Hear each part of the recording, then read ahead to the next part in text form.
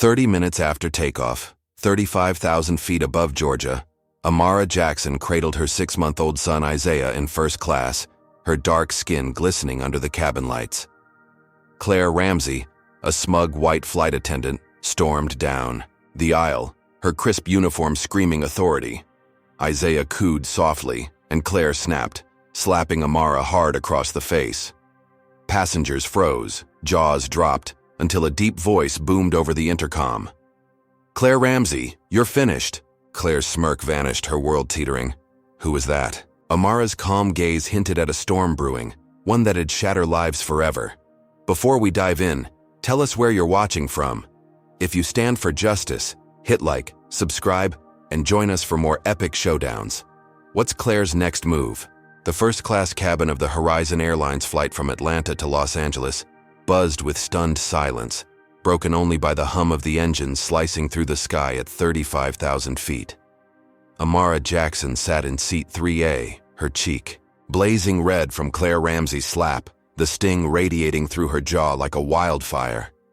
Her 6-month-old son, Isaiah, nestled against her chest, his tiny hands clutching her blouse, oblivious to the chaos his soft coo had ignited. Amara's deep brown eyes locked onto Claire's, unyielding, refusing to let tears spill despite the throbbing pain.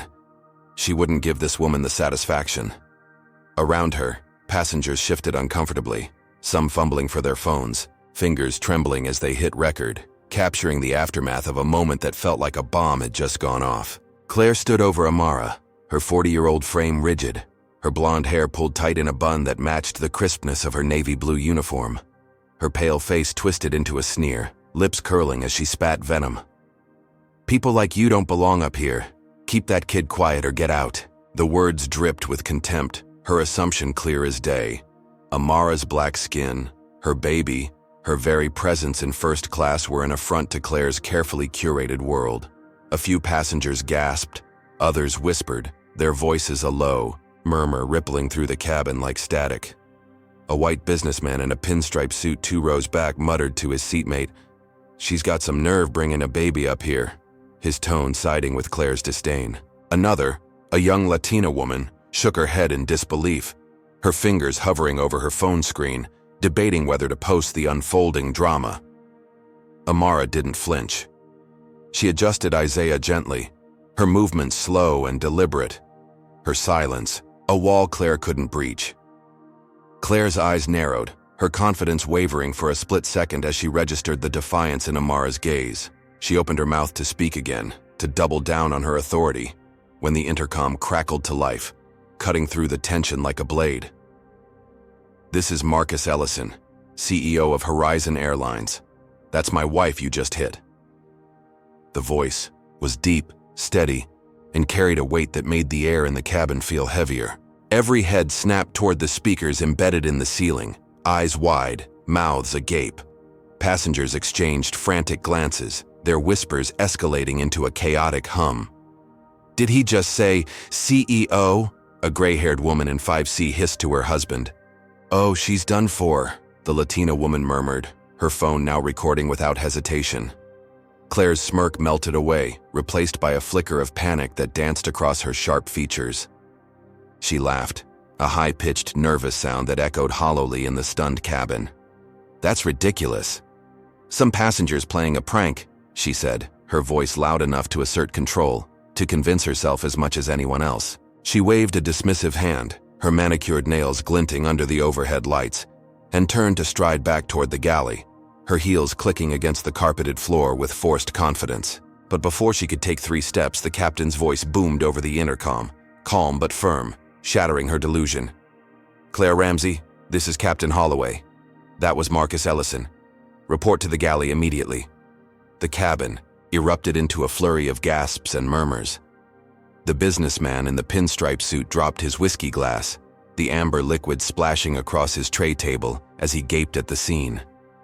The Latina woman's eyes sparkled with vindication, her phone angled to catch Claire's retreat. Claire froze mid-step, her shoulders stiffening as the reality sank in. She spun around, her face a mask of disbelief, searching the rows for some sign this was a mistake. Her gaze landed on Amara again, who met it with that same unshakable calm, rocking Isaiah gently, as if nothing had happened.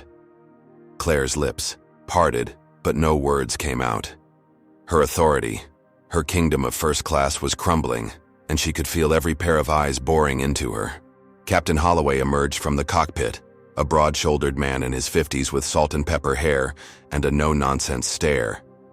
He marched down the aisle, his polished shoes thudding against the floor, and stopped beside Claire. "Galley. Now," he said, his tone leaving no room for argument. Claire's jaw tightened, her pale cheeks flushing red as she realized the passengers were watching her every move. Some smirked, others glared, and a few kept filming, their phones held high like torches in a mob. She forced a tight smile, trying to salvage her dignity, and followed the captain, her steps stiff and mechanical. As she passed Amara's seat, she couldn't resist a final jab, her voice low and venomous. "You think you've won? I'll fix this, you little..." She trailed off, muttering a racial slur under her breath. Too quiet for the captain to hear, but loud enough for Amara to catch every syllable. Amara's fingers tightened around Isaiah, her nails digging into her palms, but her face remained a fortress of composure. She wouldn't let Claire see the anger simmering beneath her skin, the fury at being reduced to a stereotype in front of strangers. The captain ushered Claire into the galley, the curtains swishing shut behind them, muffling the sharp exchange. That followed. Passengers craned their necks trying to eavesdrop, but the thick fabric blocked the words. Inside, Claire's voice rose, shrill and defensive. "She doesn't belong here. First class isn't for people with screaming brats." Captain Holloway cut her off, his tone icy. "You struck a passenger, Claire. Marcus Ellison's wife. You're lucky you're not in cuffs right now." Back in the cabin, the mood shifted. The Latina woman lowered her phone, her expression softening as she leaned toward Amara. "You okay?" she asked, her voice gentle. Amara nodded, her lips curving into a faint smile, though her cheek still burned. "I've had worse," she said softly, her voice steady despite the chaos. The businessman in the pinstripe suit avoided her gaze, suddenly engrossed in wiping his spilled whiskey, as if ashamed of his earlier comment. A teenage boy across the aisle, his hoodie pulled low, gave Amara a thumbs up, his grin wide and conspiratorial. The support was fleeting, but real, a small boy in the storm Claire had unleashed. Claire, meanwhile, stewed in the galley, her mind racing. She leaned against the counter, her arms crossed tight, replaying the intercom announcement in her head. Marcus Ellison, CEO, husband. It didn't add up. How could that woman, with her cheap blouse and squirming kid, be married to the man who owned Horizon Airlines? Claire's worldview, built on rigid lines of who belonged where, cracked under the weight of the truth. She'd assumed Amara was an intruder, a nobody who'd scammed her way into first class. Now the power dynamic had flipped, and Claire hated it. Her fingers twitched toward her phone, tucked in her apron pocket. She'd fight this. She'd turn it around. Suspension, termination. Not if she could help it. The captain stepped out of the galley, leaving Claire alone with her plotting. He returned to the cockpit, his face grim, knowing this was only the beginning. Claire pulled out her phone, her thumbs flying across the screen as she texted her union rep, a wiry man named Ted she'd known for years. "They're trying to fire me over some black chick with a baby. Ellison's wife, they say. Total setup. Get me out of this." She hit send, her pulse pounding with defiance. She wasn't done yet. Not by a long shot. She'd make Amara pay for daring to sit in her domain, for daring to exist where Claire didn't think she belonged. In seat 3A, Amara rocked Isaiah, his soft breaths calming her racing heart. She touched her cheek, the slap still a fresh wound, but her mind was elsewhere. Marcus's voice over the intercom had been her lifeline, a promise of protection. She'd known he'd step in, but not like this. Not so publicly. She glanced out the window, the clouds streaking past like white flames, and whispered to herself, "She has no idea what's coming." Claire thought she'd humiliated Amara, stripped her of dignity in front of everyone. But Amara wasn't the one humiliated now. Claire's smug reign was teetering, and the fall would be brutal. The passengers settled back into their seats, some still stealing glances at Amara, others at the galley curtain where Claire hid. The cabin lights dimmed slightly, the flight cruising smoothly toward Los Angeles, but the tension hung thick, a storm cloud ready to burst. Claire's muttered slur echoed in Amara's mind, fueling a quiet resolve. She wasn't just a passenger caught in a racist outburst. She was Marcus Ellison's wife, and that meant power Claire couldn't fathom. The slap wasn't the end, it was the spark. And as the plane soared through the night, Amara knew the real fight was just beginning. The Horizon Airlines flight from Atlanta to Los Angeles sliced through the night sky, its engines a steady roar beneath the dimmed cabin lights 40 minutes from touchdown. In seat 3A, Amara Jackson sat with her 6-month-old son Isaiah pressed against her chest, his tiny breaths a faint rhythm against the chaos that had just erupted. Her cheek still pulsed with heat from Claire Ramsey's slap, a dull ache that throbbed in time with her heartbeat, but she kept her gaze fixed out the window, watching clouds twist like smoke against the endless black. She'd won, hadn't she? Marcus's voice over the intercom had turned the tables, stripping Claire of her smug control in front of everyone. Yet something gnawed at Amara's gut, a whisper of unease she couldn't shake. In the galley, behind the thick blue curtain, Claire Ramsey paced like a caged animal, her heels scuffing the linoleum floor. Her blonde bun had loosened slightly, a few strands falling across her flushed face, but her eyes burned with defiance. Captain Holloway stood before her, his broad frame filling the narrow space, his salt and pepper hair catching the faint glow of the overhead bulb. "You're suspended, Claire," he said, his voice a low growl, steady but sharp. "Conduct. Unbecoming. You struck a passenger, Marcus Ellison's wife no less. You're off this flight the second we land." The words hit Claire like a slap of her own, her pale hands clenching into fists at her sides. Suspended. Not fired, not yet. But a public stripping of her wings, her authority yanked away mid-flight. The cabin beyond the curtain buzzed with a new energy. Passengers, still reeling from Marcus's bombshell, shifted their focus. The Latina woman in 4B, her phone now resting in her lap, leaned across the aisle toward Amara. "That was unreal. You're tougher than she'll ever be," she said, her voice warm with admiration. Amara offered a small nod, her lips twitching into a tired smile. "Thank you," she murmured, adjusting Isaiah's blanket. The teenage boy in the hoodie, seated in 6C, piped up next, his voice cracking with excitement. "Man, she got wrecked. You see her face when the CEO spoke?" A ripple of laughter spread through the rows, lightening the air. Even the businessman in the pinstripe suit, who'd spilled his whiskey earlier, glanced over with a grudging nod, his earlier judgment softened by the turn of events. Back in the galley, Claire's mind raced, her breath coming in short, angry bursts. Suspension wasn't the end. She'd claw her way back.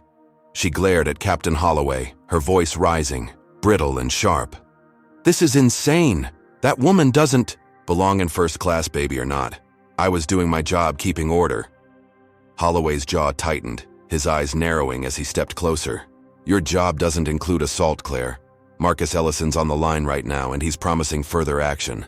You're lucky I'm not locking you in the jump seat." Claire's stomach twisted, but she forced a scoff, her arrogance a flimsy shield. "Further action? He's bluffing. She's just some nobody with a rich husband."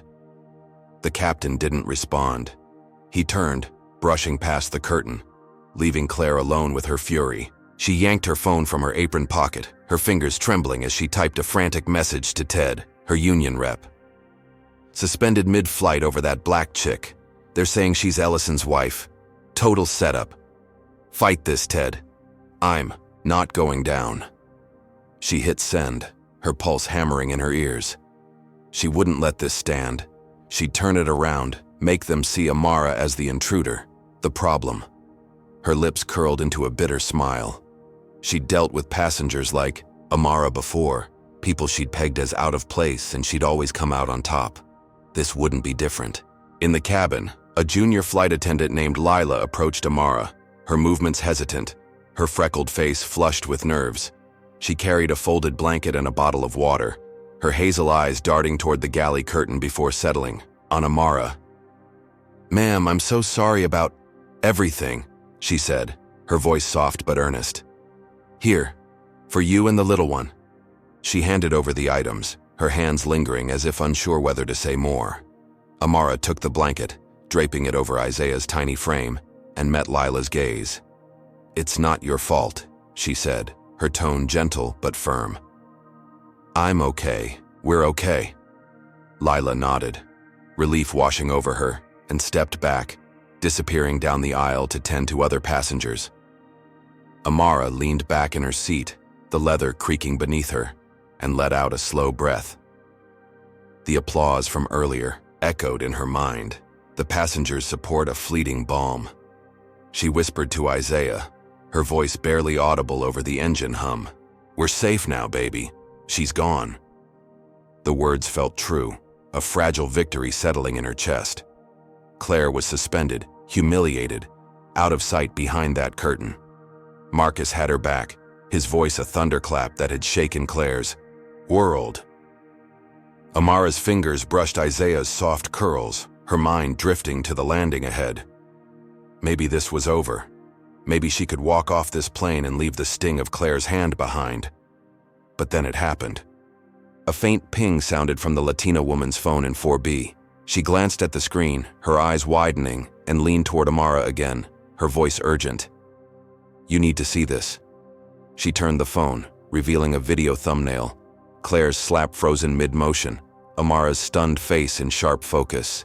The title blazed in bold letters, "Racist Flight Attendant Owned." The view count ticked upward, 10,000, 20,000, 30,000, all mid-flight, spreading like wildfire across the internet. Comments flooded in below. "She deserved it. Horizon needs to fire her. That's Marcus Ellison's wife? Game over." Amara's breath caught, her victory suddenly sharper, more real. The world knew now. Claire couldn't hide. In the galley, Claire's phone buzzed. Ted's reply lighting up the screen. "On it. We'll push back. Suspension's not termination. Stay cool." She smirked, a flicker of triumph cutting through her rage. The union had her back. She'd spin this, make it Amara's fault, claim she'd been provoked. She didn't hear the captain's radio crackle in the cockpit, didn't catch Marcus's voice filtering through again, low and lethal. "Suspension's just the start, Holloway. She's done at Horizon. Make sure she knows." Holloway's response was curt. "Understood, sir." Claire, oblivious, leaned against the galley counter, plotting her next move, her fingers tapping a rhythm of vengeance. Amara stared at the phone screen, the viral video a double-edged sword. It was justice, yes, but it was exposure too. Her face, her pain, splashed across the internet for strangers to dissect. She handed the phone back, her hands steady despite the storm brewing inside her. "Thank you," she said to the Latina woman, who nodded, her expression fierce.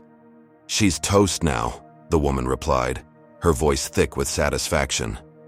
Amara wanted to believe it. Claire was suspended, the video was out, Marcus was in control. It felt like a win, a clean break from the nightmare that had unfolded 35,000 feet in the air. But that unease lingered, a shadow creeping into her relief. Claire's muttered slur replayed in her mind, the hatred behind it a promise of more to come. Amara hugged Isaiah closer, his warmth grounding her. She'd survived the slap, the humiliation, and now the world was on her side. Or was it? The plane dipped slightly, turbulence rattling the overhead bins, a jolt that mirrored the uncertainty in her gut. Claire wasn't the type to slink away. Amara knew that much, and as the landing gear hummed faintly in the distance, she couldn't shake the feeling that this false victory was just the calm before a bigger, uglier storm. Hey, you amazing viewers, what do you think? Comment number 1 if you agree Claire's suspension isn't enough, she needs to be fired for good. Or drop a 2 if you think Amara should have fought back right then and there. If you're raging at this injustice like we are, smash that like button, hit subscribe, and turn on notifications so you don't miss the next twist. This story's heating up and we need you with us. Will Claire slink away quietly, or is she cooking up something nastier than a slap? What's her next play? The Horizon Airlines flight from Atlanta to Los Angeles cruised steadily at 35,000 feet. The cabin lights casting a soft glow over the first-class seats as the plane neared its final descent. Amara Jackson sat in 3A, her 6-month-old son Isaiah dozing against her chest, his tiny snores a fragile anchor in the storm that had erupted an hour ago.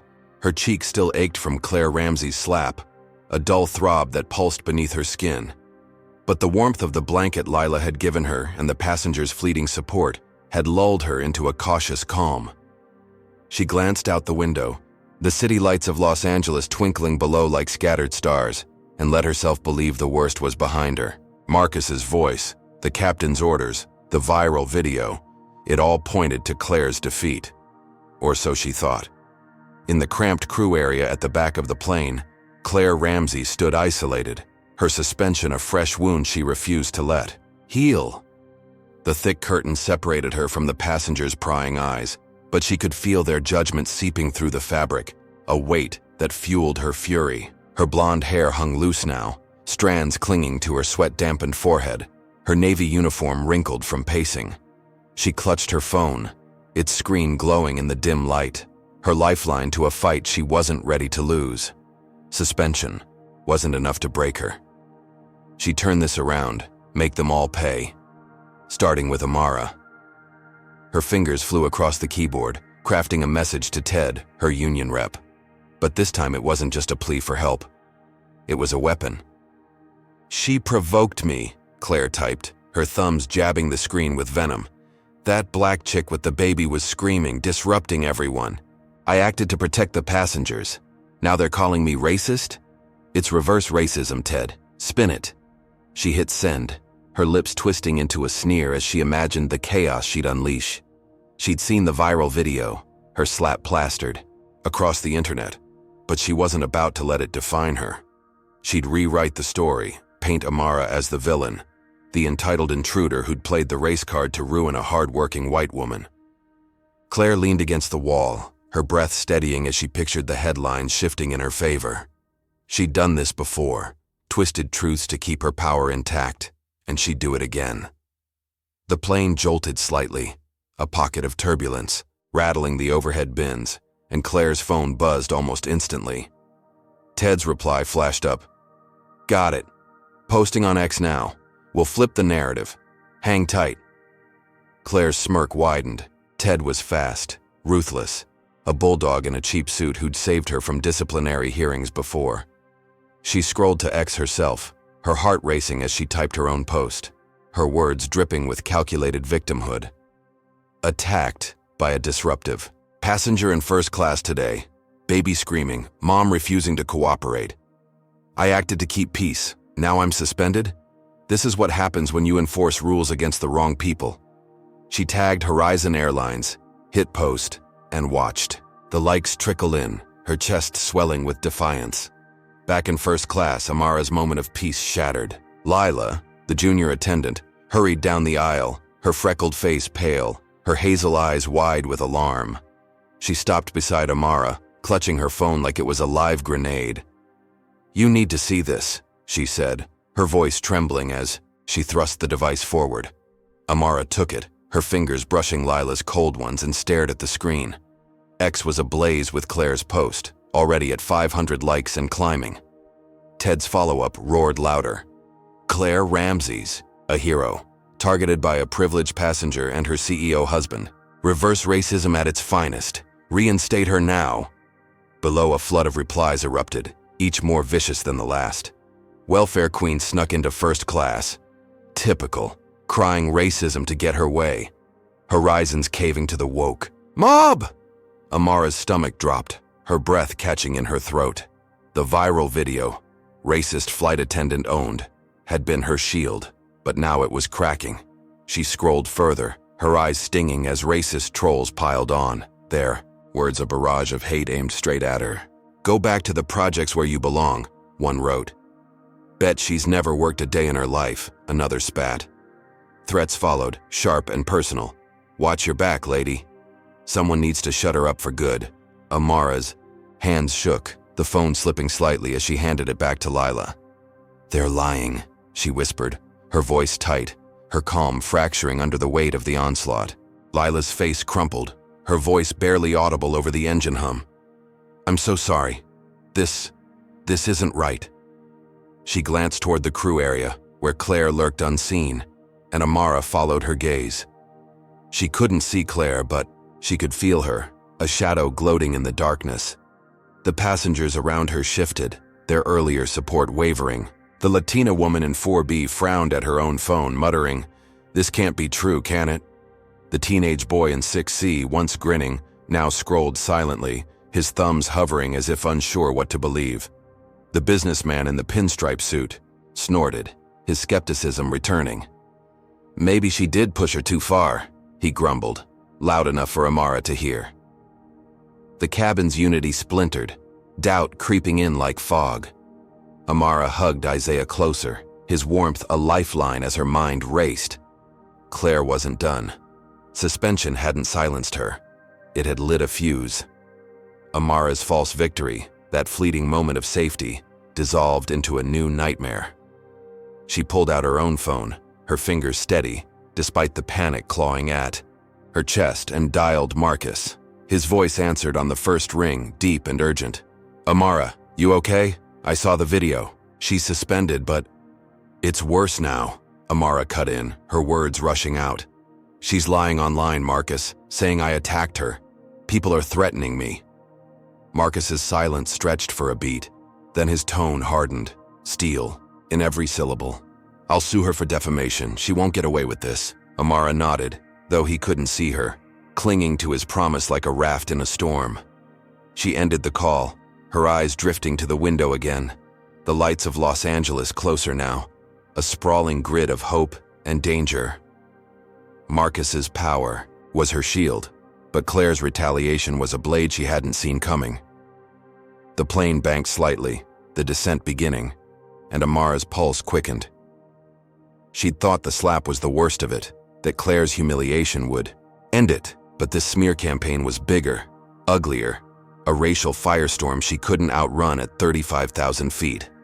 She kissed Isaiah's forehead, whispering, "We'll fight this, baby," her voice a vow against the hate raining down on her. In the crew area, Claire refreshed X, her smirk growing as Ted's post hit 1,000 likes. Racist trolls swarmed the thread, their fury a chorus she'd summoned with a few well-placed lies. She didn't care about the truth Amara had provoked her by existing, by daring to sit in first class with her dark skin and her baby, by being Marcus Ellison's wife. Claire's worldview demanded she punish that, and now she had an army to do it. She typed another post, her fingers dancing with glee. "Thank you for the support. I'm the real victim here. She's using her husband's money to silence me." The likes spiked again, her grin widening. She'd flipped the script, turned Amara's victory into a trap. The cabin lights flickered as the plane dropped lower, the captain's voice crackling over the intercom. "Prepare for landing in Los Angeles. Cabin crew, take your seats." Claire stayed put, her suspension keeping her from the jump seat, but she didn't care. She'd planted the seeds, and they were growing fast. She imagined Amara squirming up there, reading the hate, feeling the walls close in. Good. Let her squirm. Claire's phone buzzed again. "Ted. Union's pushing Horizon hard. We'll get you back." She leaned back, satisfaction curling in her chest. Suspension was temporary. She'd win this war, make Amara regret ever stepping onto her plane. Amara sat rigid in 3A, the city lights now a glaring sprawl beneath her.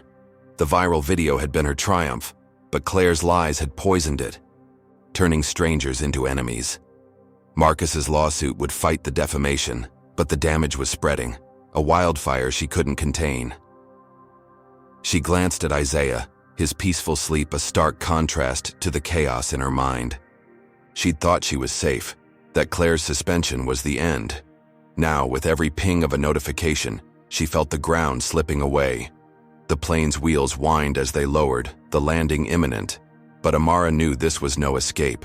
Claire's retaliation had begun, and it was only going to get worse. The Horizon Airlines flight from Atlanta to Los Angeles touched down with a sharp jolt, the wheels screeching against the runway as the plane slowed to a halt at the gate. Amara Jackson sat in seat 3A, her 6-month-old son Isaiah stirring against her chest, his soft whimpers breaking the silence that had settled over her during the final descent. Her cheek still burned from Claire Ramsey's slap, a lingering sting now overshadowed by the digital venom Claire had unleashed mid-flight. Amara's phone rested in her lap, its screen dark but heavy with the weight of the racist threats and lies she'd glimpsed before takeoff. She adjusted Isaiah's blanket, her fingers trembling slightly, and took a deep breath. The plane was her battlefield, but the terminal ahead promised safety. Marcus was waiting. She'd walk off this nightmare and leave Claire's hate behind. That's what she told herself. The cabin lights brightened, and passengers unbuckled their seatbelts, stretching and gathering their belongings with the casual ease of people untouched by the storm Amara had endured. The Latina woman in 4B offered a sympathetic nod as she stood, her phone tucked away, while the teenage boy in 6C flashed a quick grin, his hoodie shadowing his face. The businessman in the pinstripe suit avoided her gaze entirely, his earlier doubt hardened into indifference as he tugged his briefcase from the overhead bin. Amara rose slowly, her legs stiff from hours of tension, and hoisted her small diaper bag over her shoulder. She cradled Isaiah, his warmth steadying her, and stepped into the aisle. The jet bridge ahead, a tunnel to freedom. Claire Ramsey, confined to the crew area, watched from behind the galley curtain as passengers filed out. Her blonde hair hung in disarray, her uniform crumpled, but her pale eyes glinted with a vicious satisfaction. Suspension hadn't broken her, it had sharpened her edge. Her phone buzzed incessantly, X notifications piling up as her smear campaign gained traction. Ted's latest text glowed on the screen. Supporters are rallying at LAX, show them. You're the victim. We've got this. Claire's lips curled into a grin. She'd turned Amara's viral victory into a weapon, and now her army awaited. She stayed back, letting the captain and crew exit first, her presence a shadow ready to strike. Amara emerged from the jet bridge into the bustling Los Angeles terminal, the air thick with the hum of announcements and the shuffle of travelers. She scanned the crowd, searching for Marcus's familiar 6'4" frame, his broad shoulders a beacon she needed now more than ever. The glass walls reflected a sea of faces, but something felt off. A cluster of people near the gate stood too still, their eyes locked on her, their postures rigid. Then it hit her, a low chant rising from the group, growing louder with every step she took. Go back to coach, you don't belong. The words slammed into her like a fist, her breath catching as she froze mid-stride. The mob surged forward, a dozen strong, their faces twisted with rage Claire's lies had stoked. Men in trucker hats and women clutching purses waved handmade signs. Justice for Claire. No special treatment. Their voices overlapped, a cacophony of hate fueled by X-posts and Ted's rallying cries. She attacked a worker, a burly man bellowed, his beard flecked with spit. Welfare trash in first class, a woman shrieked, her blonde curls bouncing as she jabbed a finger at Amara. Cameras flashed, not from passengers now, but from the mob, their phones aimed to capture Amara's every flinch. Security guards, two lanky men in gray uniforms, rushed toward her, but the crowd pressed closer, their shouts drowning out the guards' calls to disperse. Amara clutched Isaiah tighter, his whimpers turning to cries as the noise engulfed them. Her heart pounded, her eyes darting for an escape. But the mob circled like wolves. You think you're better than us? A man in a red cap snarled, stepping within arm's reach. Amara's voice shook as she spoke, steady despite the fear clawing her throat. Back off, I'm just trying to leave. Her defiance only inflamed them, the chants morphing into slurs she'd seen online but never faced so raw, so close. Go back where you came from, they roared, their hatred a wall she couldn't breach. Claire emerged from the jet bridge then, escorted by a third security guard, her head high, her smirk barely concealed. She stayed at a distance, her arms crossed, watching the chaos unfold like a conductor admiring her orchestra. The mob spotted her, their cheers shifting to her defense. Claire's the real hero, a woman yelled, waving her sign high. Claire nodded subtly, her eyes locking with Amara's across the terminal, a silent taunt. I did this. She'd turned, suspension into a rallying cry, her lies igniting a firestorm Amara hadn't seen coming. The guards pushed through, forming a flimsy barrier around Amara, but the crowd's fury didn't relent, their phones still rolling, live streaming her. humiliation. Then Marcus arrived. His towering figure cut through the terminal like a blade, his dark suit stark against the chaos. His deep voice boomed, a thunderclap that silenced the mob for a split second. "Get away from my wife. Now." His presence was electric, his brown eyes blazing as he shoved past the nearest heckler, a man in a flannel shirt who stumbled back, stunned. The security guards rallied, emboldened by Marcus's command, and began herding the crowd away, their batons raised but unused.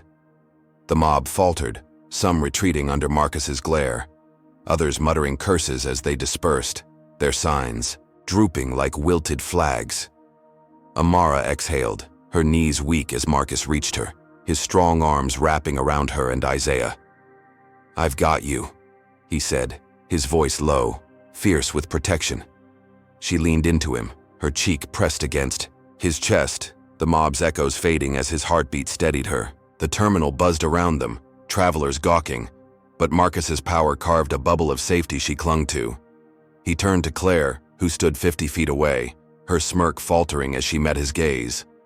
"You're fired," he declared, his words cutting through the air like a guillotine. "Effective immediately. No appeal. You're done at Horizon." Claire's face twisted, her pale skin flushing crimson as she stepped forward, her voice shrill with disbelief. "You can't do this. I've got rights. The union." Marcus cut her off, his tone icy. "Assaulting my wife? Smearing her online? You've got nothing. Get out of my airport." The security guard beside Claire grabbed her arm, pulling her back as she screamed, "This isn't over. You'll pay for this." Her threats echoed, hollow against Marcus's authority, but her eyes burned with a promise of vengeance. She jerked free, storming toward the exit, her heels clacking a furious rhythm. Amara watched her go, Marcus's arm a shield around her shoulders. The mob was gone, scattered by security, their cameras stilled. She felt a flicker of triumph, a near wind pulsing through her veins. Claire was fired, not just suspended. Marcus had crushed her in front of everyone. Isaiah quieted, his cries easing as Amara rocked him gently, her breath steadying. "We're okay now," she whispered, more to herself than him, her voice soft against the terminal's clamor. She looked up at Marcus, his jaw set, his eyes scanning the crowd for any lingering threat. He'd saved her, turned the ambush into a rout. She believed it was over. But as they moved toward the baggage claim, a chill crept up her spine. Claire's parting scream lingered in her ears, a vow that didn't feel empty. The terminal's glass walls reflected their figures, Marcus towering, Amara cradling Isaiah, but beyond them, a shadow shifted. A man in a gray hoodie lingered, near the exit, his phone pressed to his ear, his eyes tracking Claire's retreat. Amara didn't notice him, her focus on Marcus, on the safety he promised. But the man nodded once, slipping outside as Claire vanished into the crowd. The ambush had failed, but Claire's war hadn't ended. She'd lost her job, her power stripped bare, yet her smirk as she'd left hinted at something darker brewing. Amara stepped closer to Marcus, her diaper bag bumping against her hip, the weight of the day pressing down. The terminal hummed, with normalcy now, travelers oblivious to the battle she'd just survived. She'd escaped the mob, Claire's firing a victory she could taste, but that chill wouldn't fade. Marcus squeezed her shoulder, his voice a low rumble. "She's gone, Amara. We'll handle the rest." She nodded, wanting to believe him, but her gut whispered a warning. The plane had landed, but the ground beneath her felt unsteady, a battlefield shifting beneath her feet. The Los Angeles airport terminal faded into a blur as Amara Jackson stepped into the security office 2 hours after landing, her 6-month-old son Isaiah still cradled against her chest. The glass walls of the cramped room reflected her exhausted face, her cheek bruised from Claire Ramsey's slap, now a mottled purple under the harsh fluorescent lights. Marcus Ellison, her towering husband and Horizon Airlines CEO, stood beside her, his dark suit rumpled from shoving through the mob that had ambushed them at the gate. His deep voice rumbled with controlled fury as he spoke to a security guard, demanding an escort to their car. Amara's heart still raced from the chaos, but Marcus's firing of Claire had felt like a lifeline. She'd escaped the terminal's hate-filled gauntlet, and now, with Isaiah safe in her arms, she let herself breathe. The worst was over, or so she believed. The office door swung open, and 2 police officers strode in, their navy uniforms crisp, their faces set in hard lines. The taller one, a white man with a buzz cut and a jaw like granite, stepped forward, his badge glinting under the lights. "Amara Jackson?" he asked, his tone flat but edged with something cold. Amara nodded, her stomach tightening as she adjusted Isaiah, his soft weight grounding her. "Yes, that's me," she said, her voice steady despite the unease creeping up her spine. Marcus turned, his broad shoulders squaring as he faced the cops. "What's this about?" he demanded, his brown eyes narrowing. The officer ignored him, pulling a notepad from his pocket, his gaze fixed on Amara like she was a suspect, not a victim. "We've got a report of assault," the officer said, flipping the notepad open. "Filed by Claire Ramsey. Claims you attacked her on the flight, provoked a confrontation. She's got witnesses." Amara's breath caught, her mind reeling as the words sank in. Assault, provoked. She'd been the one slapped, humiliated, mobbed. Yet here was Claire, twisting. Reality again. Marcus stepped closer, his voice rising. "That's a lie. She hit my wife. There's video proof. Hundreds saw it." The second officer, shorter with a patchy beard, smirked faintly, his hand resting on his belt. "We've got a different video," he said, pulling out his phone and tapping the screen. Amara's blood ran cold as the grainy footage played. It showed her in first class, but the angle was skewed, the sound distorted. Claire's slap was missing, replaced by a clip of Amara raising her arm, as if striking first while Claire flinched dramatically. The edit was clumsy but convincing, a lie stitched together with just enough truth to deceive. "That's fake," Amara said, her voice shaking with outrage. "She hit me. I never touched her." The tall officer shrugged, his expression unreadable. "Ramsey's story checks out with her union rep and a few passengers. You're under arrest for assault, ma'am." Before she could protest, he grabbed her arm, yanking Isaiah from her grip. Isaiah wailed, his cries piercing the air as the shorter officer took him, passing him to a startled security guard. Marcus lunged forward, his fists clenched. "You can't do this. That's my son." The tall cop shoved him back, his hand on his holster. "Step back, sir, or you're next." Amara's world tilted, her wrists locked in cold steel as handcuffs snapped shut. She twisted, her eyes locked on Isaiah, his tiny arms flailing in the guard's awkward hold. "Give me my baby," she shouted, her voice cracking with desperation.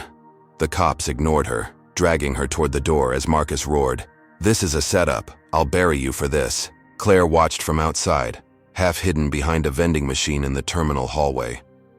Her blonde hair was tucked under a baseball cap, her fired status a fresh scar she'd turned into fuel. She'd filed the police report an hour ago, Ted, handing her the doctored video her union allies had rushed to create. Her lips curled into a satisfied grin as Amara stumbled, handcuffed, her cries for Isaiah echoing through the glass. Claire had lost her job, her power stripped by Marcus's decree, but this was better. Jail would break Amara, smear her name beyond repair. The cops, quick to buy Claire's tearful, poor white woman act, were her pawns in a game she refused to lose. Amara's feet dragged against the linoleum as the officers hauled her through the terminal, passengers gawking, some whispering, others filming.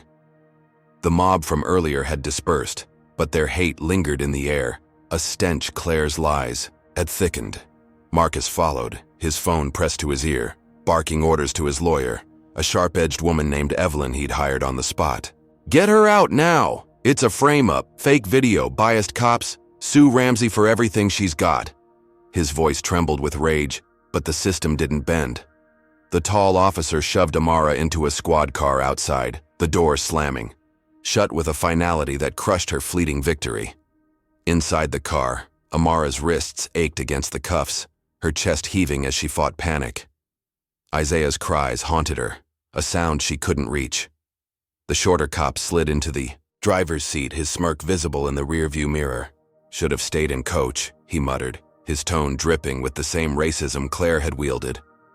Amara's eyes burned, but she refused to cry. "You're wrong," she said, her voice low, fierce. "That video's a lie. She hit me." The cop chuckled, starting the engine.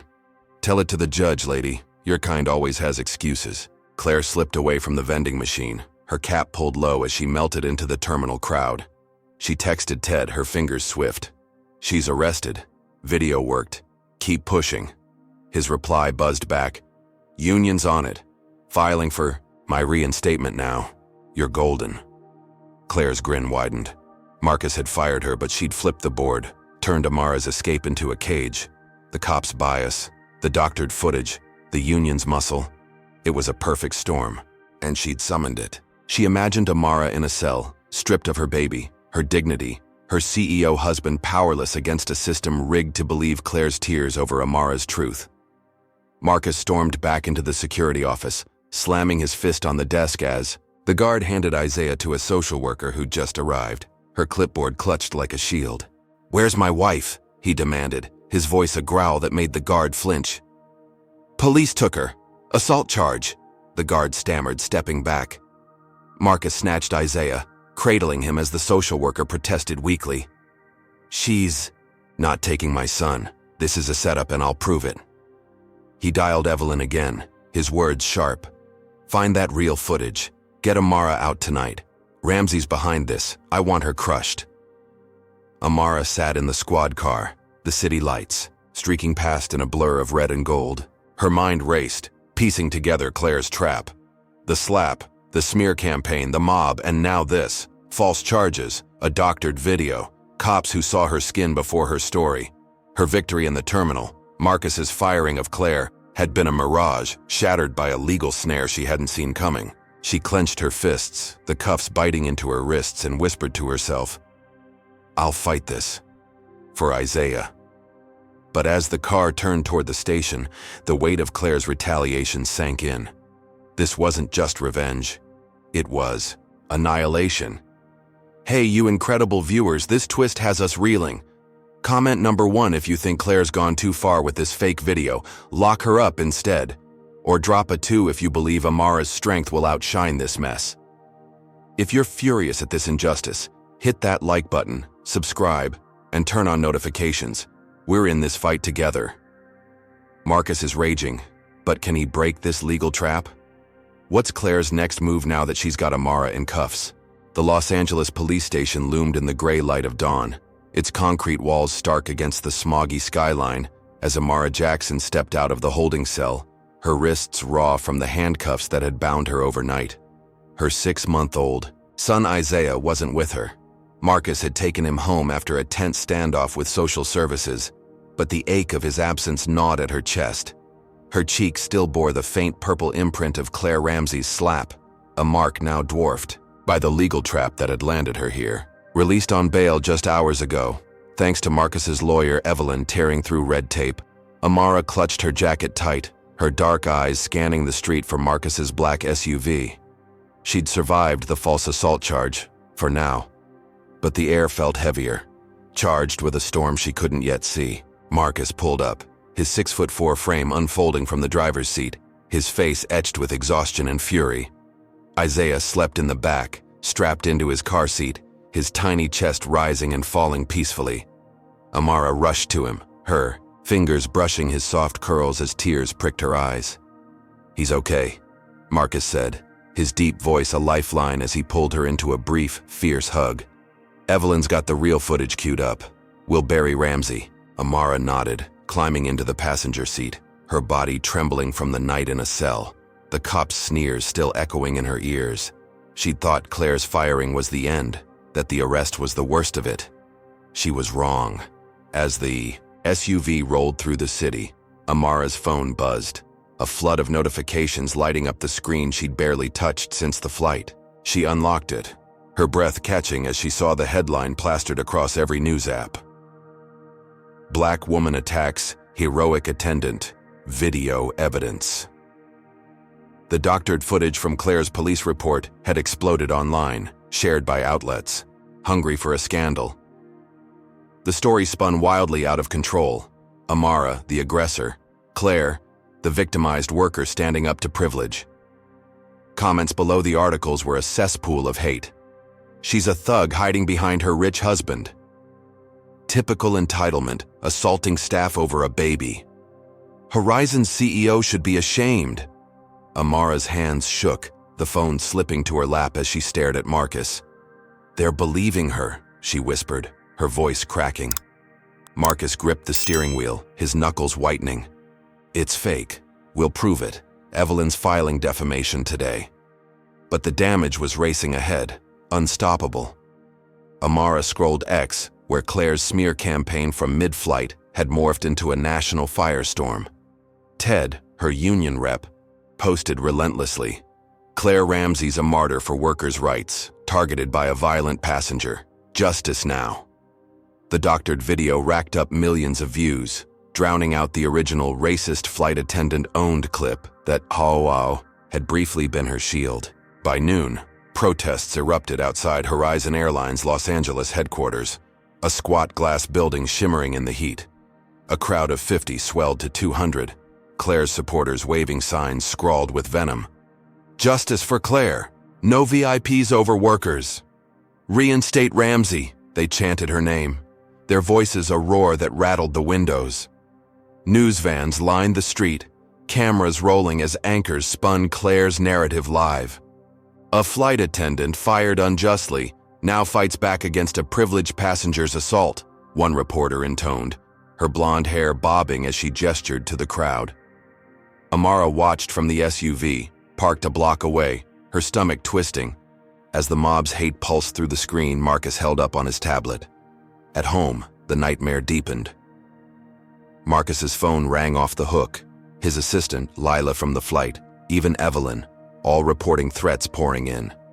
We're getting death calls, Marcus said, his voice tight as he paced their living room, Isaiah asleep in a crib nearby. They've got our address. Someone said they'd burn the house down. Amara froze, her eyes darting to the windows, the curtains suddenly too thin. She'd escaped jail, but Claire's lies had turned their sanctuary into a target. The IBAT TV blared, a pundit praising Claire. She's a symbol of resistance against elitism and reverse racism. Amara's skin prickled, the racial undertones a knife twisting deeper. Claire, meanwhile, basked in her twisted triumph. She sat in a cheap motel room across town, her blonde hair pulled back, her fired status a badge she'd flipped into gold. Ted had secured her a TV spot, and she strode onto the set of a local news station. Her uniform swapped for a modest blouse, her eyes glistening with rehearsed tears. I was just doing my job, she said, her voice trembling for effect. That woman attacked me, and now I'm the villain because her husband's rich? It's not fair. The host nodded sympathetically, the audience clapping as Claire wiped her eyes. Off camera, Ted texted her. Unions pressuring Horizon, temporary reinstatements on the table. You're winning. Amara fought back, her resolve hardening against the onslaught. She grabbed her phone, hands steady now, and recorded a video in their kitchen, the morning light streaming through. This is the truth, she said, her voice raw but fierce, holding up her bruised cheek to the camera. Claire Ramsey slapped me. She's lying, faking videos, turning people against me because of my skin. I'm not a criminal. I'm a mother, a wife, a passenger who paid for her seat. Tears welled, but she blinked them back, her gaze piercing. I need you to see me. She posted it, her heart pounding as it uploaded, praying it had cut through the noise. The video gained traction. 10,000 views, then 50,000. Some allies emerging in the comments. She's telling the truth. Claire's a liar. Look at that bruise. But Claire's machine was stronger. Her TV appearance, aired nationwide, her reinstatement announced mid-broadcast. Horizon's union has negotiated Claire Ramsey's return pending investigation. Amara's phone slipped from her hand, clattering to the counter as Marcus cursed, his fist slamming the table. They can't do this, he growled, dialing Evelyn. She's fired. I made it clear. Evelyn's voice crackled through. Unions got leverage. We're fighting it. But the public's buying her story. Amara sank onto the couch, her head in her hands. She'd walked out of jail thinking she'd won, that Marcus's power and the real footage would end this. Now Claire was back. Her lies a tidal wave drowning Amara's truth. The protest grew louder, a news chopper buzzing overhead, its shadow flickering across the living room. Threatening voicemails piled up. "You're dead, you hear me? Keep your brat out of our skies." Amara's chest tightened, her breath shallow as she glanced at Isaiah's crib. Her family was under siege, the nation's outrage a weapon, Claire wielded with glee. Claire watched the chopper from her motel window, her smirk widening as Ted called. "You're back on payroll tomorrow," he said, his voice smug. "They're eating it up. She's finished." Claire hung up, her eyes glinting with malice. Amara's video was a pebble against her avalanche. She'd turned suspension into martyrdom, firing into a comeback, and now she'd bury Amara under the weight of a country primed to hate her. The motel TV replayed her interview, her crocodile tears a masterpiece. She'd won this round, and the next blow would be even harder. Amara stood, her legs trembling but her spine straight. She wouldn't break. She grabbed her phone again, refreshing her video. 70,000 views now, a small army forming. "We've got people," she said to Marcus, her voice firm despite the fear. "They see me." Marcus nodded, his jaw set. "Evelyn's suing the union, Claire, the station. Everyone. We'll fight." But as the chopper's roar faded, a brick crashed through their window, glass shattering across the floor. A note tied to it read, "Get out." Amara's scream woke Isaiah, his cries mingling with hers as the backlash turned deadly. 1 month after the Horizon Airlines flight from Atlanta to Los Angeles, Amara Jackson stood in a Los Angeles courthouse, her 6-month-old son Isaiah safe at home with Marcus's sister, a small mercy in the chaos that had engulfed her life. The courtroom buzzed with a restless energy, its wooden benches packed with reporters, Claire Ramsey's supporters, and a handful of Amara's allies, their whispers a low hum beneath the fluorescent lights. Amara's cheek had healed. The bruise from Claire's slap faded to a faint shadow, but the weight of false assault charges pressed down harder than ever. She wore a navy blazer, her hair pulled back, her dark eyes steady as she faced the judge's bench.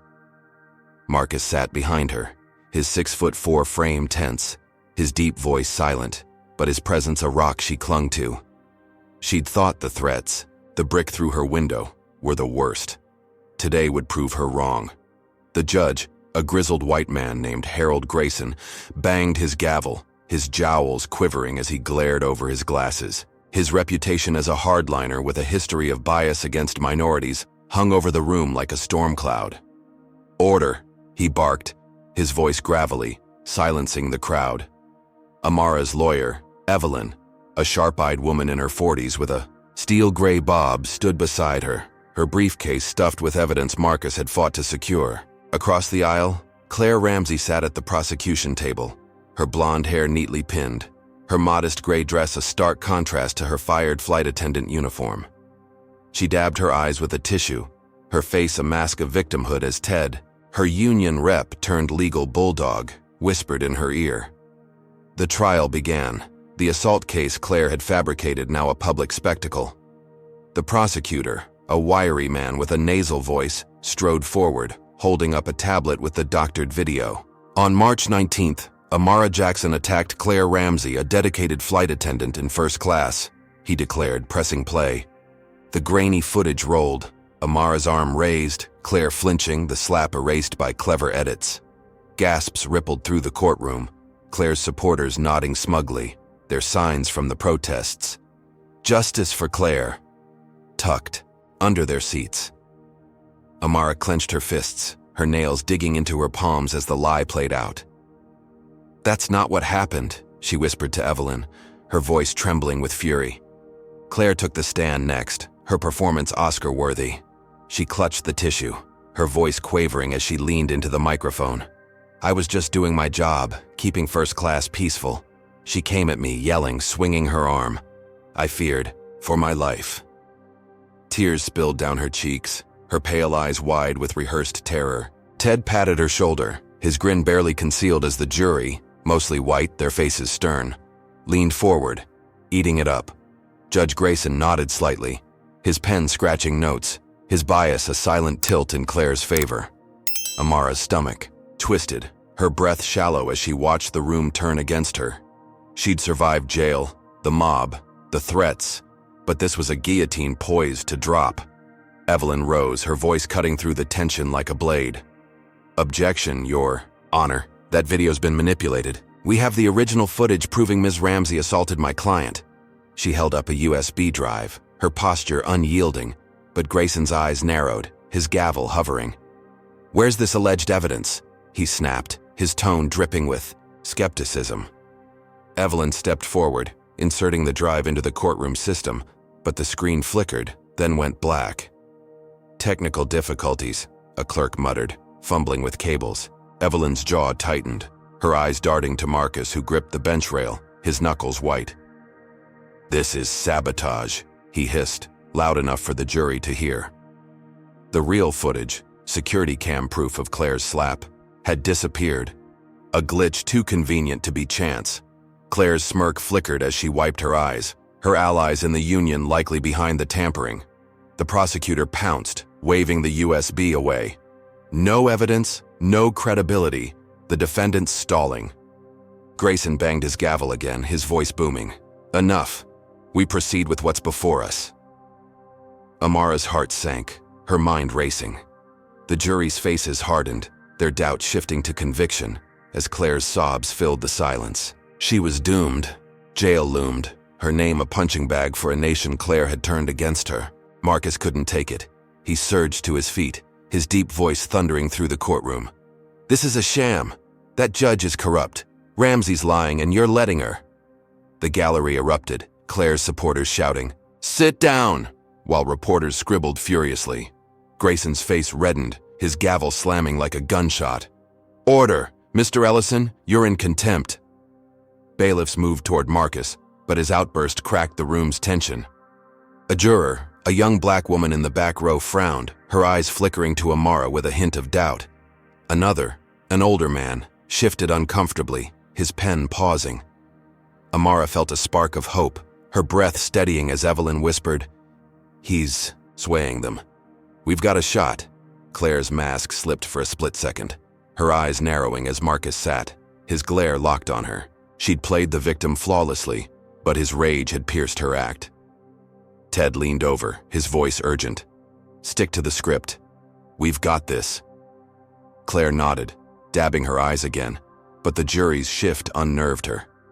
She'd banked on Grayson's bias, the missing footage, the public's hate. Yet Amara's quiet strength and Marcus's defiance were chipping at her wall. The prosecutor called a recess, the courtroom emptying as whispers swirled. Amara turned to Evelyn, her voice low. "We're losing, aren't we?" Evelyn shook her head, her eyes fierce. "Not yet. Marcus bought us time. We'll find that footage." Outside, Claire's next strike landed. Ted leaked Amara's home address to X, a move planned during her TV comeback. "Here's where the victim hides," he posted, the address glowing in bold. Within hours, a racist mob formed outside Amara's suburban house, their chants audible through the courthouse TV as news broke the recess. "Get out, thug!" they screamed, pounding on the door where Marcus's sister barricaded herself with Isaiah. Amara's phone buzzed with a frantic call from her sister-in-law, her voice shaking. "They're here, Amara. What do I do?" Amara's knees buckled, Marcus catching her as she gasped. "They won't stop." Claire slipped out of the courtroom, her gray dress swishing as she joined Ted in the hallway, her smirk returning. "She's done," she said, her voice cold with triumph. "Jail or not, that mob'll finish her." Ted grinned, his phone pinging with updates. "Union's got Grayson in pocket. Footage stays gone. You're golden." Claire's eyes glinted, her victory swelling. She'd turned Amara's trial into a circus, her lies a noose tightening with every shout from the mob outside Amara's home. The courthouse doors swung shut, the trial resuming, but Claire knew she'd already won this round. Or so she thought. Amara sat back at the defense table, her hands trembling as Marcus squeezed her shoulder, his voice a low growl. "We'll get through this." Evelyn's digging. The courtroom filled again, Grayson's gavel banging as the prosecutor smirked, ready to seal her fate. The mob's chants echoed faintly through the walls, a reminder of Claire's reach. Amara's near win, Marcus's outburst swaying some jurors, faded under the weight of missing evidence and a judge itching to convict. She'd thought jail was the endgame, that proving Claire's slap would free her. Now, with her family, under siege and the courtroom stacked against her, she saw the truth. Claire's hate was a hydra, growing uglier with every cut.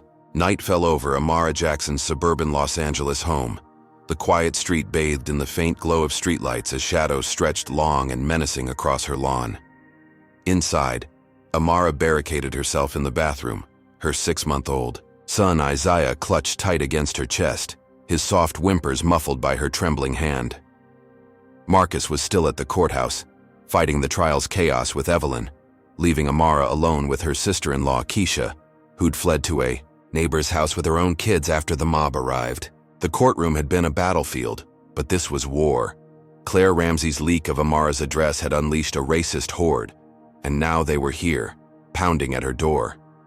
She'd thought Marcus's outburst had given her a chance. She was wrong. The mob outside swelled to 20, their voices a guttural roar that shook the walls. "Get out, you don't belong here," a man bellowed, his words slurred with rage as he hurled a rock through the living room window. Glass shattered, the crash echoing like gunfire, and Amara flinched, her back pressed against the bathroom door. Spray paint hissed, red streaks spelling slurs across her white siding. "Thug!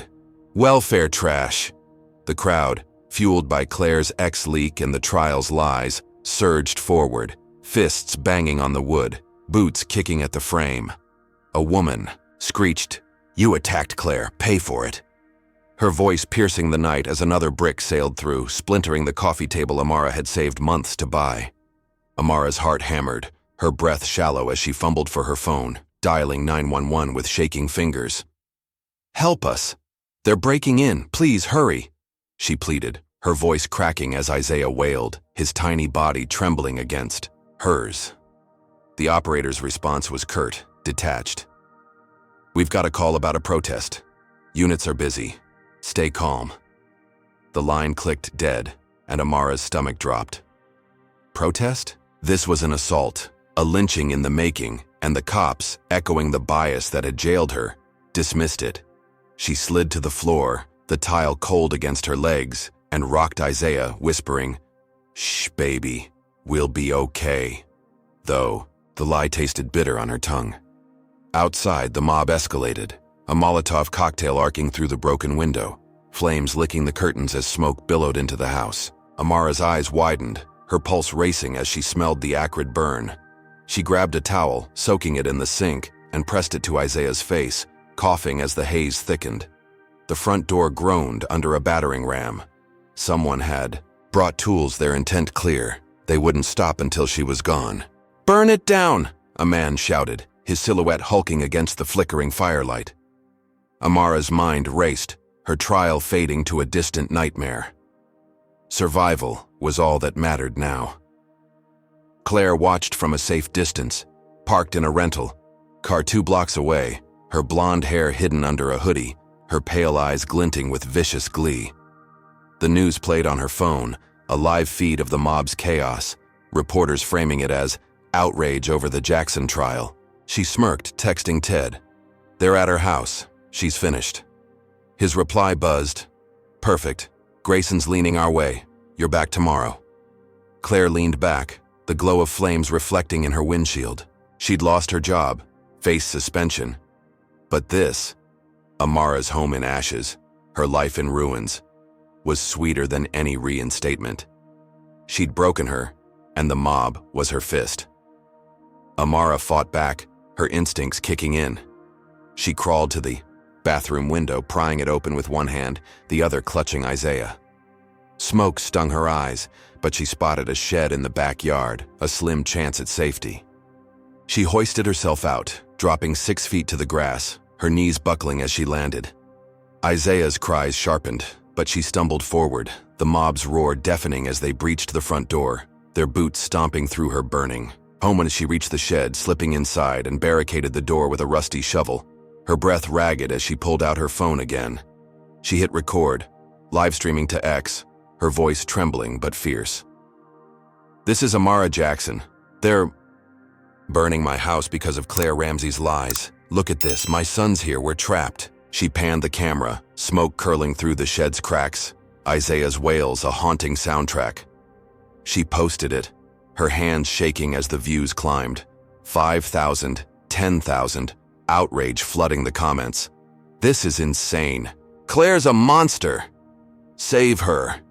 Amara's chest heaved, hope flickering as strangers rallied, but the mob's shouts grew closer, their flashlights slicing through the dark.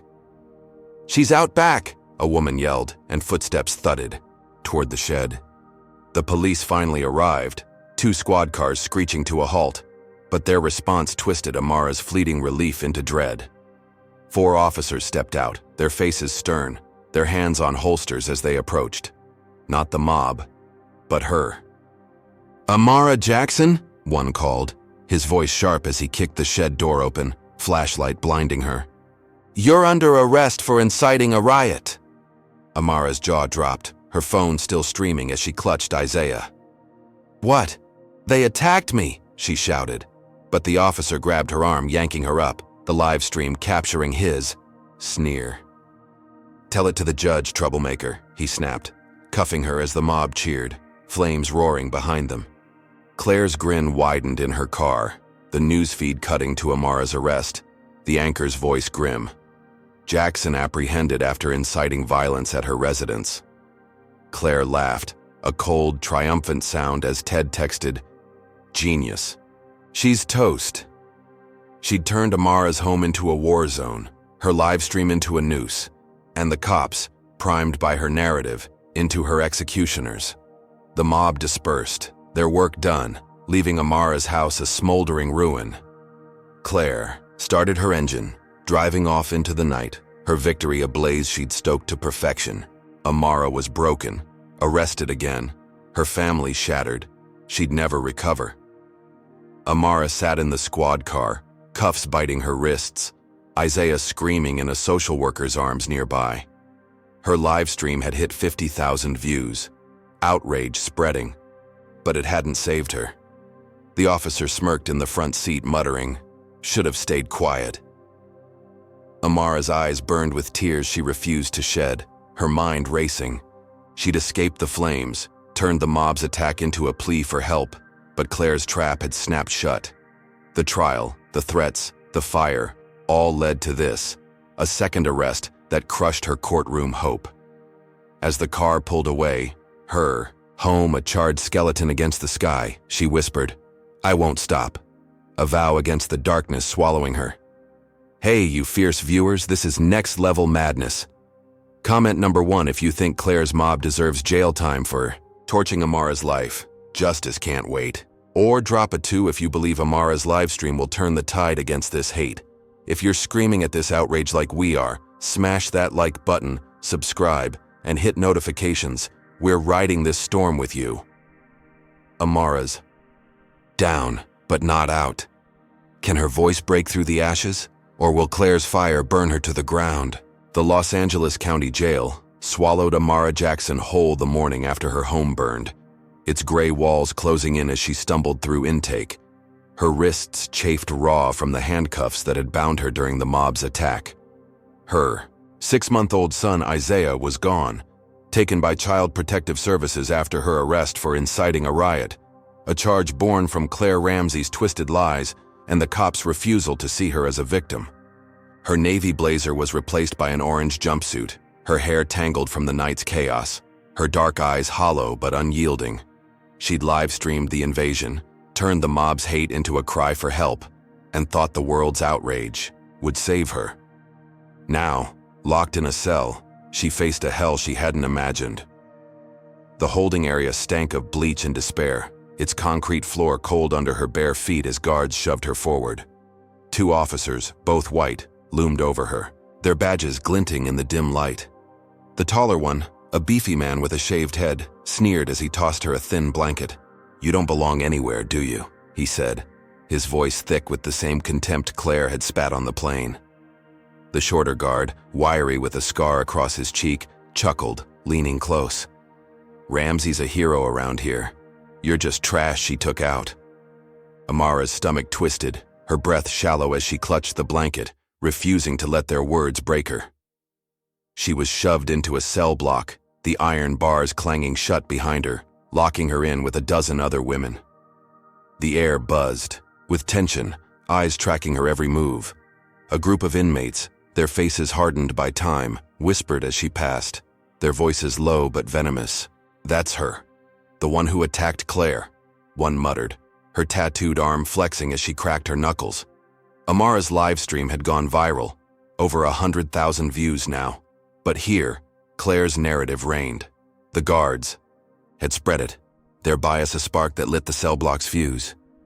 Amara kept her head high, her jaw set, but fear coiled tight in her chest.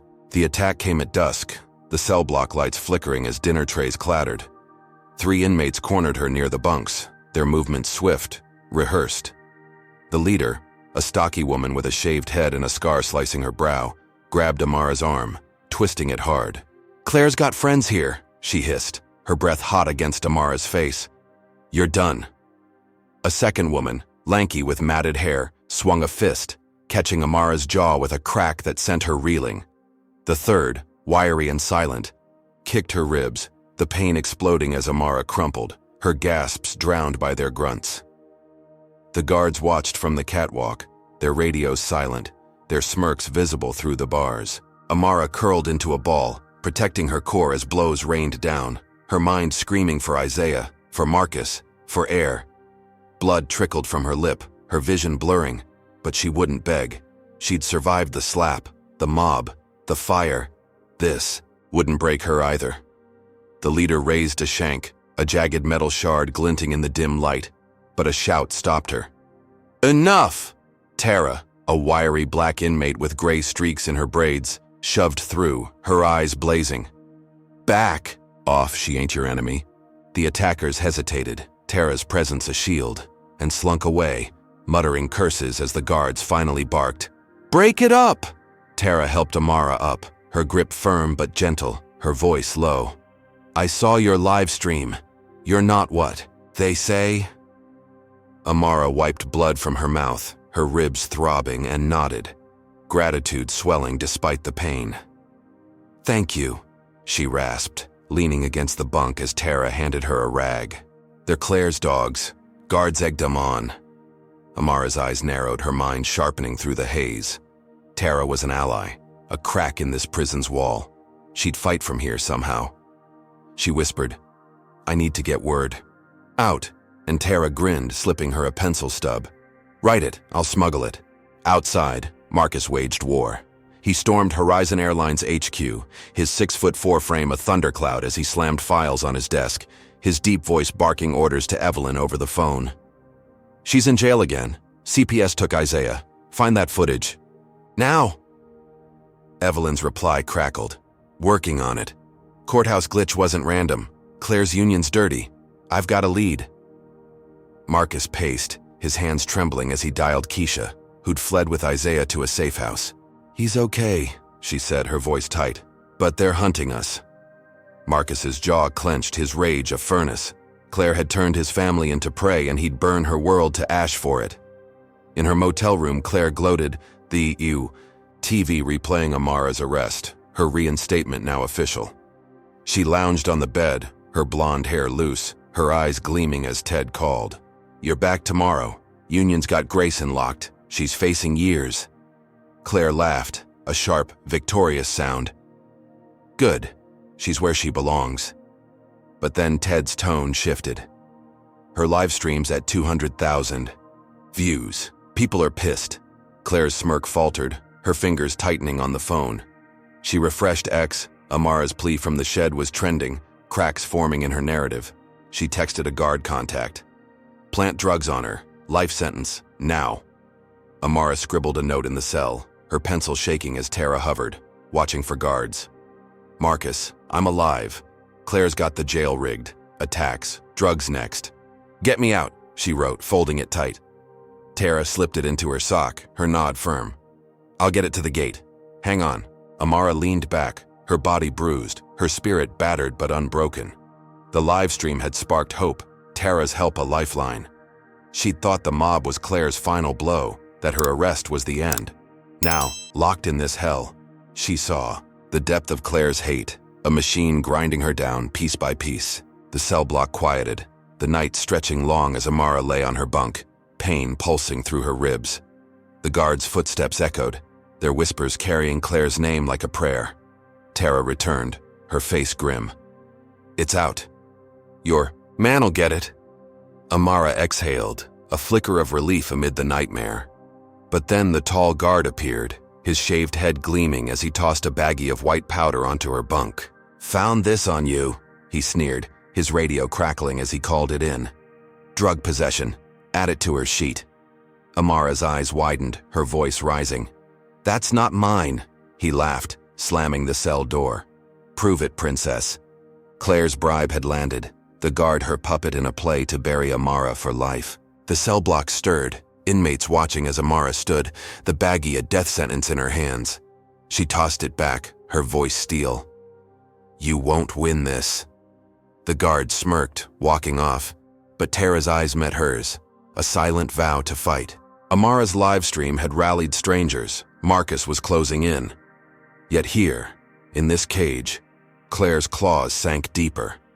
The trial, the fire, the arrest, all paled against this prison hell, a nightmare she'd barely survived, with worse looming, on the horizon. 2 days after Amara Jackson's jail nightmare began, the Los Angeles County Jail buzzed with a restless hum, its gray corridors echoing with the clatter of trays and the shouts of inmates. Amara sat on her bunk, her 6-month-old son Isaiah, still lost to CPS, her bruised body aching from the inmate attack, her orange jumpsuit stained with dried blood. The baggie of drugs Claire Ramsey's guard had planted lay confiscated, a life sentence looming over her like a guillotine. Tara, her wiry ally with gray-streaked braids, hovered nearby, her eyes scanning the cell block for threats. Amara's livestream plea from the shed had hit 300,000 views, a distant spark of hope. But here, in this concrete hell, Claire's claws held tight. She'd thought Tara's smuggled note would reach Marcus. She was about to find out. Outside, Marcus Ellison stormed through Horizon Airlines HQ, his 6'4" frame a whirlwind of rage as he clutched Tara's note, its pencil scrawl a lifeline from Amara. "Marcus, I'm alive. Claire's got the jail rigged. Attacks. Drugs next. Get me out." His deep voice boomed across the sleek office, his dark suit creased from sleepless nights. "Evelyn, it's confirmed. Claire bribed a guard. Drugs planted. Shut this down now." Evelyn, his sharp-eyed lawyer, stood at his desk, her phone pressed to her ear, her steel-gray bob glinting under the lights. "Got a whistleblower. Union. Insider." The footage resurfaced, too. "We're moving," she said, her tone a blade cutting through the chaos. Marcus acted fast, his fury a furnace driving him. He called a press conference, his towering presence dominating the HQ lobby as cameras flashed, reporters jostling for sound bites. "Claire Ramsey's done," he declared, his voice a thunderclap. "She assaulted my wife, framed her, burned our home, and now she's rigging jail. I'm shutting her union contract. Every ally she's got at Horizon is fired, effective, immediately." The room erupted, gasps and murmurs rippling as he held up the real footage. HD security cam proof of Claire's slap, recovered from a backup Evelyn's team had unearthed. The video played on a giant screen. Amara's stunned face clear, Claire's hand striking with vicious intent. The tide turned, gasps turning to outrage. Claire, reinstated and smug, strutted into Horizon's LAX crew lounge that morning, her blonde hair pinned tight, her uniform crisp again. She'd gloated in her motel, her TV interviews a victory lap, her drug plant a masterstroke. But the lounge TV blared Marcus's conference, her smirk vanishing as his words sank in. "Fired?" she whispered, her pale hands trembling as co-workers stared, some backing away, others glaring. Ted burst in, his wiry frame sweating, his phone buzzing with union panic. "They've got the footage, Claire. Contracts toast. Grayson's wavering." Her stomach dropped, her eyes darting to the screen as Amara's slap replayed, her lie exposed in brutal clarity. In jail, Amara felt the shift. The tall guard with the shaved head stormed past her cell, his face red, his radio crackling with orders.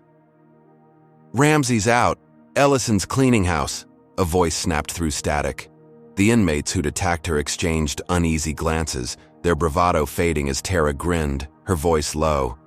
"Your man's a beast. Note worked." Amara's chest swelled, her bruises pulsing with renewed hope. The cell block buzzed, guards scrambling, the planted drug suddenly a liability. Evelyn's whistleblower had flipped, naming Claire's guard, and the real footage hit X, 500,000 views in hours, drowning Claire's doctored lie with truth. The courthouse reconvened that afternoon, Judge Grayson's jowls quivering as Evelyn strode in, the HD footage loaded on a new drive. "Your Honor, this proves my client's innocence," she said, her voice steel as the slap played, Claire's, hand unmistakable. Grayson's bias cracked, his pen stilling as the jury gasped, the young black woman nodding fiercely, the older man's face paling. The prosecutor stammered, This changes nothing." But his voice faltered. Grayson banged his gavel, his tone grudging. "Charges dismissed. Jackson's free." Amara's cuffs clicked off, her wrists raw but her spirit soaring as she walked out, the jail doors slamming shut behind her. Marcus met her at the gate, his arms engulfing her. Isaiah nestled in a carrier against his chest. "You're home," he said, his deep voice breaking as she kissed Isaiah's forehead, tears spilling free. Crowds cheered beyond the fence, her livestream army chanting her name, signs waving. Amara's truth wins. She'd survived Claire's hell, slap, fire, jail, drugs, and emerged, her bruises a badge of resilience. The footage, Marcus's purge, Tara's note, it had all collided to break Claire's grip. Amara breathed deep, the air sweet with freedom, believing the nightmare was over. But Claire wouldn't quit. Holed up in her motel, her reinstatement revoked, her union gutted, she raged, her blonde hair wild as she scrolled X, the real footage a viral dagger in her gut. Ted called, his voice frantic. "You're done, Claire. Ellison's untouchable now." She slammed the phone down, her eyes burning with defiance. She dialed a new number, a gravelly voice answering. "Yeah? It's Ramsey," she hissed. "Killer. Tonight. I'll pay double." The hitman grunted. "Consider it done." Claire smirked, her loss a spark for a deadlier fire. Amara's release wasn't the end. It was her next target. That night, Amara stood in a hotel room Marcus had secured, their burned home a memory they couldn't face. Isaiah slept in a settee crib, his tiny breaths calming her as she showered, washing jail's filth away. Marcus paced the hall, his phone buzzing with Evelyn's updates. "Claire's broke, unions dissolved, she's got nothing left." He exhaled, joining Amara, his hand brushing her shoulder.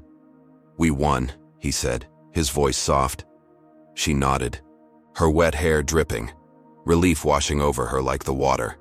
The trial, the mob, the cell, all faded under this fragile peace. Then it happened. A blast rocked the parking lot, the hotel window shattering as Amara's car exploded, flames licking the night sky.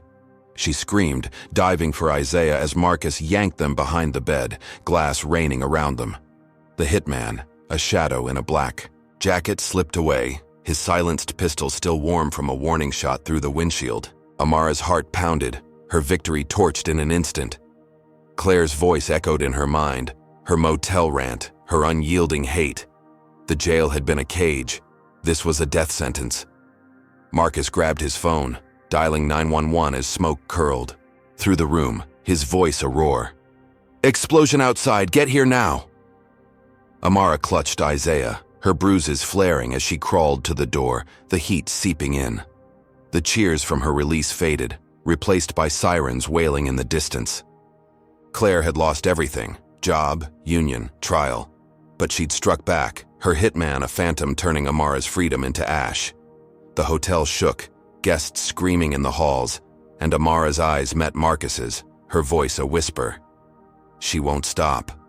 He nodded, his jaw set, knowing the war wasn't over. Midnight draped Los Angeles in a shroud of haze, the hotel parking lot ablaze as Amara Jackson crouched behind the bed, her 6-month-old son Isaiah clutched tight against her chest.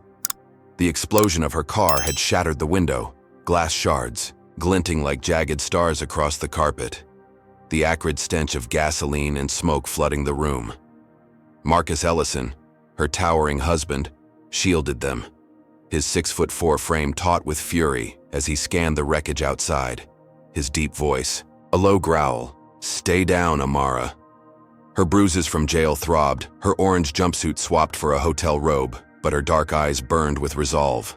Claire Ramsey's hitman had struck, turning her release into a death trap. She wouldn't let it end. Here. Flames roared in the lot below, the mangled husk of Amara's sedan a fiery beacon as hotel guests screamed, fleeing down hallways clogged with panic. Sirens wailed in the distance, too far to save them now. A shadow moved outside. A man in a black jacket, the hitman Claire had hired, his silenced pistol glinting as he crept toward the hotel stairwell. Amara's heart pounded, her breath shallow, as she whispered to Isaiah, "Shh, baby, we're okay." His whimpers soft against her racing pulse.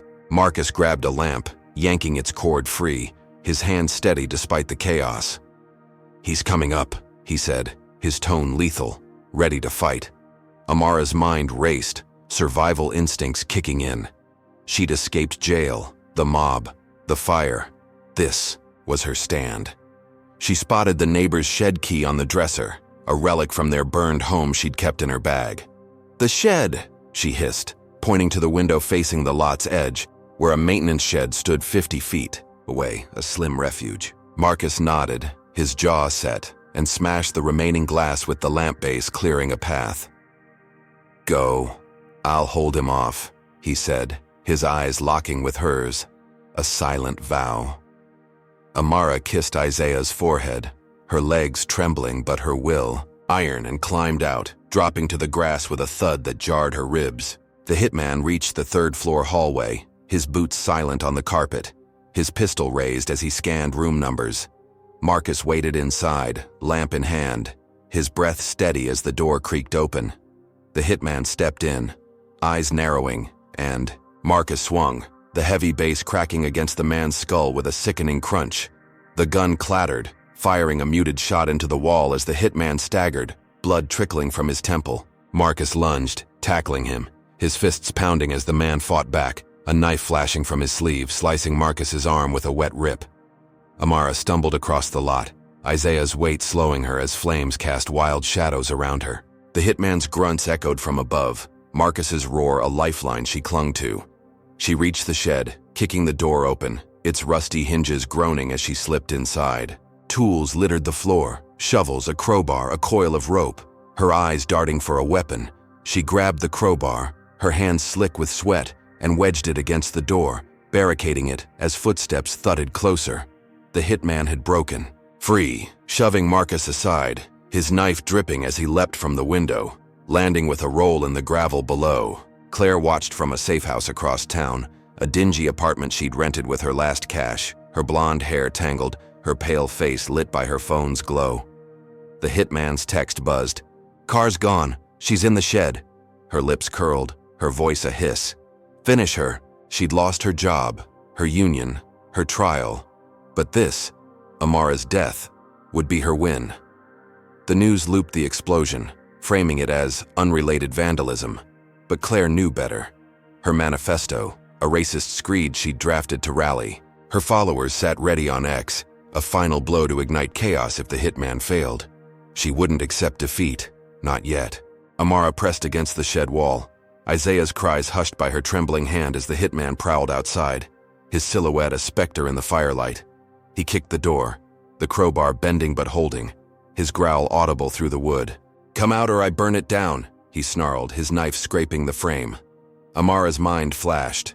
Jail, the mob, the planted drugs. She'd outsmarted worse. She grabbed the rope, looping it around a ceiling beam, and tied a slipknot, her hands swift despite the fear. She set Isaiah in a corner, whispering, "Stay, baby," and climbed, perching above the door as the hitman kicked again. The crowbar, snapping. The door burst open, the hitman lunging in, his pistol sweeping the dark. Amara dropped, the rope snapping tight around his neck as she yanked, her weight pulling him off balance. He choked, flailing, the gun firing wild into the ceiling. As she swung the crowbar, cracking his wrist with a bone-shattering thud, the pistol fell, skittering across the floor, and she kicked it away, her breath ragged as he clawed at the rope. Marcus staggered into the lot, blood dripping from his arm, and roared, "Amara!" He charged the shed, tackling the hitman as the rope loosened, his fists pounding until the man went limp, unconscious in the dirt. Amara grabbed Isaiah, her knees buckling as Marcus dragged the hitman clear, binding his hands with the rope. Sirens screamed closer, red and blue lights flashing as cops swarmed the lot, their shouts cutting through the smoke. "Hands up!" An officer barked, but Marcus stood firm, his voice steady. "He attacked us, hired by Claire Ramsey. Check him." The hitman groaned, his jacket pocket spilling a burner phone with Claire's number glowing on the screen. Amara's livestream from jail had hit 1 million views, her shed plea trending, and now this, captured live by a guest's phone from a hotel window, the chase going viral at 200,000 views in minutes. Claire's safe house TV blared. The update, her smirk vanishing as the anchor reported. Suspect apprehended in hotel explosion, linked to Claire Ramsey. She raged, hurling her phone at the wall, its screen shattering as her manifesto uploaded, a desperate screed. "Amara Jackson's a plague, rise up, take her down." It hit X, igniting racist replies. But the tide was shifting, her hitman's, failure exposed, her lies crumbling. She grabbed a bag, fleeing into the night, her vengeance a wildfire she couldn't control. Amara had survived, turned her trap into triumph, but Claire's parting shot promised more. Amara sank to the grass, Isaiah safe in her arms, Marcus's bloodied hand on her shoulder as cops secured the hitman. Her live stream's echo pulsed online, comments flooding. "She's a warrior. Claire's done." The hotel burned behind them, guests safe but shaken, the lot a war zone of twisted metal and ash. She'd outsmarted the hitman, Marcus's, fight buying her time, yet Claire's manifesto loomed, a shadow over her fragile win. "She's not finished," Amara whispered, her voice hoarse as Marcus nodded, his eyes dark. "Neither are we." 1 week after the hotel explosion, Amara Jackson stood in a sleek Los Angeles news studio, her 6-month-old son Isaiah cradled in her arms, his soft coos a quiet anchor amid the storm she'd weathered. The studio lights blazed, casting her, bruised but unbowed figure against a backdrop of Horizon Airlines logo, a symbol she'd once tied to Marcus alone. Her dark hair was pulled back, her navy dress crisp, her eyes fierce as she faced a swarm of reporters, their cameras rolling, microphones thrust forward. Marcus Ellison, her towering husband, stood beside her, his 6'4" frame steady, his arm bandaged from the hitman's knife. The world watched, her live streams from the shed and jail now at 5 million views. Claire Ramsey's manifesto, a viral stain they'd come to erase. She'd survived slap, fire, jail, assassination, but this was her reckoning. The press conference buzzed, a week of chaos distilled into this moment. Claire's hitman sat in custody, his burner phone linking her to the attack, her safe house raided hours after she'd fled. Amara's voice cut through the hum, steady and raw. "Claire Ramsey tried to destroy me," she said, her gaze piercing. "The lenses. She slapped me, framed me, burned my home, sent a killer after my family, all because I dared to sit in first class with my son. She turned hate into a weapon, but I'm still here." The room hushed, reporters scribbling, as she held up a tablet, Claire's manifesto glowing on the screen. A screed of racist venom that had ignited her followers, now backfiring as X flagged it, accounts banned in droves. Claire's empire of hate collapsed, her arrest unfolding live on every network. She'd been caught in a sting, lured to a gas station by an undercover cop posing as a supporter. Her blonde hair matted, her pale face twisted with fury as cuffs snapped shut.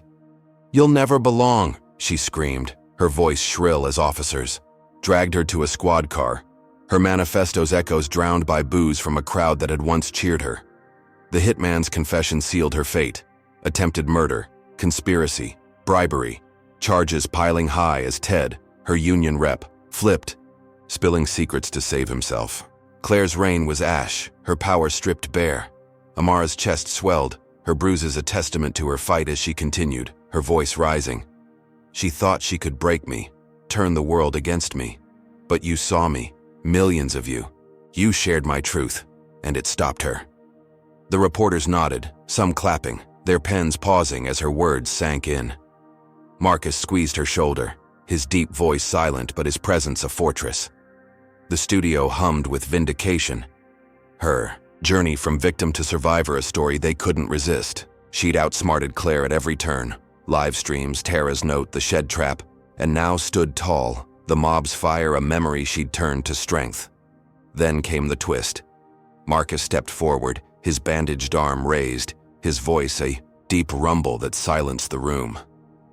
"I've run Horizon Airlines long enough," he said, his brown eyes locking with Amara's. "I'm stepping down. Effective today. My wife Amara Jackson is your new CEO." The studio erupted, gasps and shouts colliding as cameras flashed, reporters scrambling to process the bombshell. Amara's jaw dropped, her breath catching as she stared at him, Isaiah squirming in, her stunned grip. "Marcus, what?" she whispered, but he smiled, his hand firm on hers. "You've earned it. You're the heart of this fight." The room spun, Amara's mind reeling as the implications sank in. CEO. Not just a survivor, but the power behind Horizon, a throne Claire had coveted and lost. Reporters surged, questions flying. Why now? What's her plan?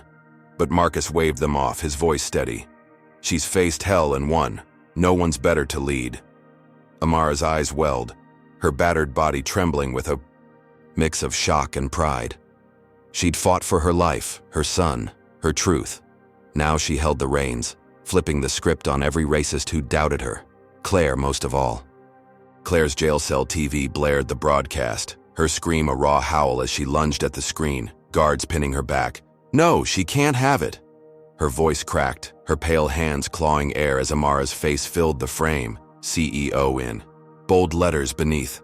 The reversal was absolute. Claire, the tyrant of first class, now caged. Amara, the slapped mother, now ruling the airline Claire had weaponized against her. The guards smirked, one muttering, "Guess you lost, Ramsey," as her manifesto's last echoes faded, her followers scattering like roaches in light. Amara took the podium, her voice steadying as she gripped the mic, Isaiah's coos a soft rhythm beside her. "Horizon's changing," she said, her tone steel and silk. "My first order. Anyone who spews hate like Claire Ramsey is banned from our flights, for life." The room cheered, applause thundering as Marcus nodded. His eye, pride a quiet fire.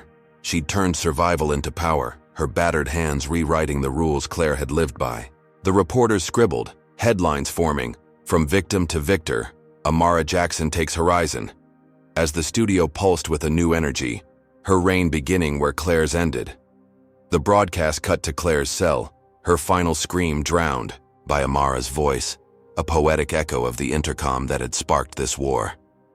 "You'll never belong," Claire had shrieked, but Amara did, more than Claire could fathom. The studio lights dimmed, the press conference winding down.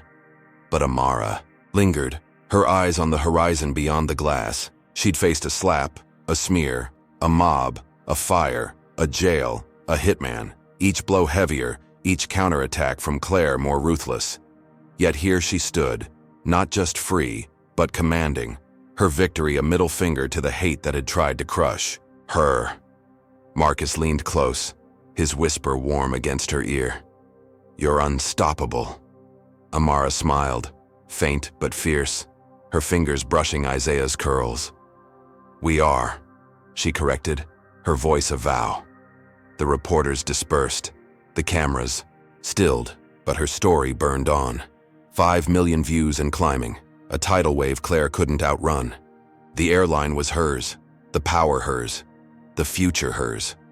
She'd flipped the world upside down, a black mother with a baby now the face of Horizon, a legacy born from ash and defiance. Claire slumped in her cell, the TV dark, her screams fading to silence as the guards walked away. Her manifesto, her mob, her hitman, all dust. Amara's first order banned her kind, a poetic end to a war she'd started with a slap. The jail walls closed in, her power a memory, while Amara's soared, a reversal so complete it left no room for doubt.